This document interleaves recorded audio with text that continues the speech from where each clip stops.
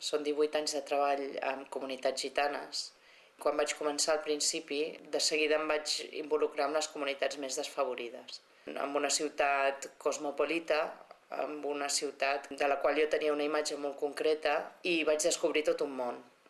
Amb un esperit comunitari molt gran, incloent-me a mi, una persona desconeguda, una fotògrafa, paia, que està per allà. No he volgut en cap moment fer fotografia sensacionalista, perquè la denúncia és passatgera, la gent recorda que sí, que passen coses terribles en aquest món, que malament que està la societat, quina desigualtat, i després se n'obliden i el que queda són les fotos i la persona que les ha fet.